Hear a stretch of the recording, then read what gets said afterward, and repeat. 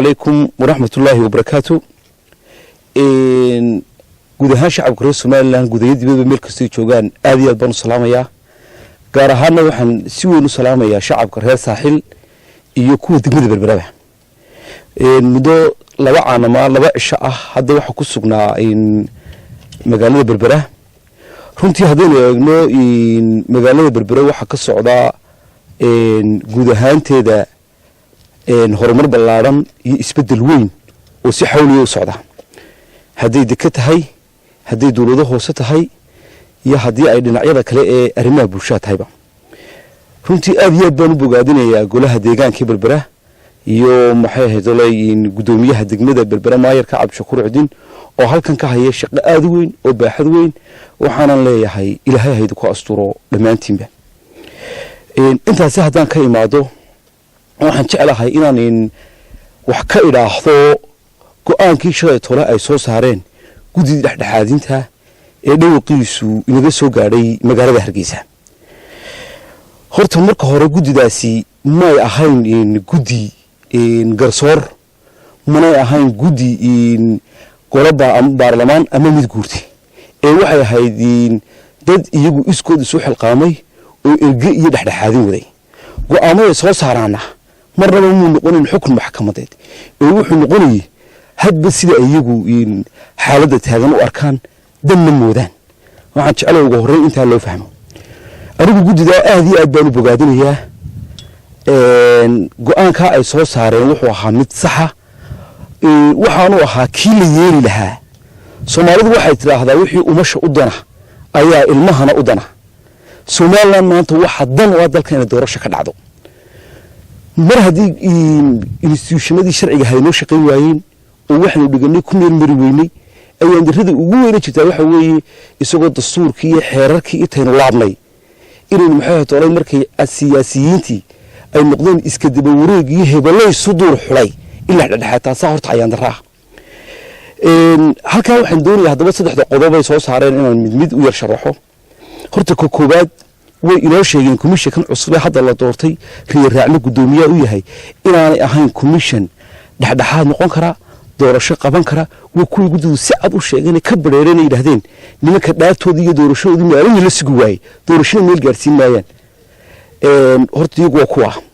inay soo jeediyaan in maxay tahay nimankaasi meesha ka baxaan oo la kala diraa waa arrin aad u fiican xusbiyada mucaaradkana u fiican diidmadoodiina way aqbalay ay mucaarid ku soo jeediyeen taas way waajahday qodobka labaad waxa weeye haddii la yiraahdo commission cusub ha la soo dhiso waxay noqonaysaa gacan uur ku jirta yaa damaanad qaadaya inaanu madaxweyne Muuse Bixi soo magacaabeyn Cali Mareexaan ama Cabdicasiis Samaale oo labaduba kulmiye mar hadduu markii hore la magacaabay riyaa si aan muran labaad u dhimaan aanu u iman dadka la soo magacaabi doono doodo kale uga abuurmin si ay dalkan doorasho uga dhacdo in la yiraahdo commissionkii hore la soo celiyo oo ah wax la isla garanayo aanu waxaan arkaa inay tahay arrin fiican cid walibana ay liqi doonto cid walibana ay ku qanacsanaan doonto soo jeedinta maanta ninka diida isaga noqonaya fidmo walaha koowaad oo dalkan inay doorashooyin xora oo xalaala inay ka dhacaan ka diidan buu noqonaya waana arki doona ninka maanta ergada kalsoonida uu siiyay aqbali waaya ee arintaasi ku hor yimaada isaga fidmo walaa markhaatigana isu furi doona umada horteeda dhammaan shacabka reer Soomaaliland dhamina taa marag bay ka ahaan doonaan waxa habeen dhaweytoolee halkan ay Ingiriiska ka dhacday doorasho taasi waxa weynoo tahay malcaamid weyn wax ka baran karno waana tusaale aad iyo aad u muhiim ah isla maalinimada doorashadu dhacaysay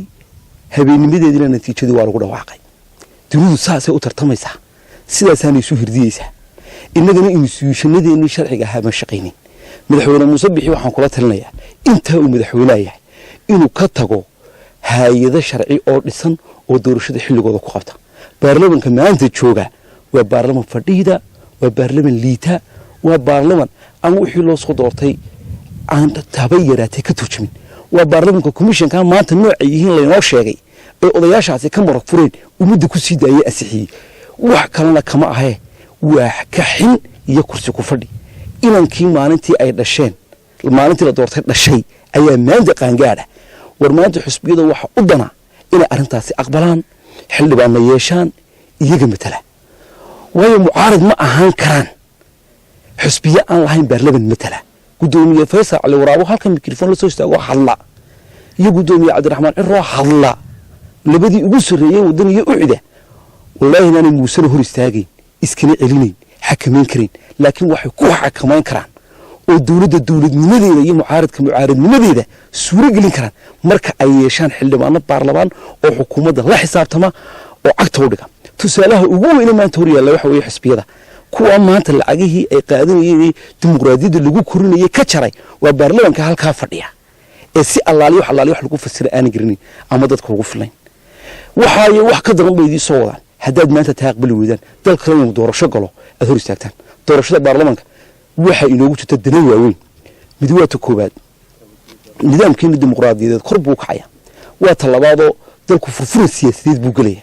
waa ta saddexaadoo kala qaybsanaantan bulshada baahsan jirta iyana meesha way ka saarayaan waxaasoo dhan waxa lagu xallin karaa waa doorashada madaxweynuhuna haddii maanta ay mucaaradku taa aqbalaan uu ku sanduulaysan yahay oo ma diidi karo aad iyo aad baan ugu dambeyn u bogaadinaya guddidaasi tallaabadii ku habbooneed baanay qaadeen waana sida keliya ee madaxweyne muuse doorasho lagaga furfuri karo dalkana doorasho lagu gaarsiin karo asxaabta mucaaradku haddii ay maanta taa hor istaagaan waxay noqonayaa kaalintoodii inay gabeen ay gudan kari waayeen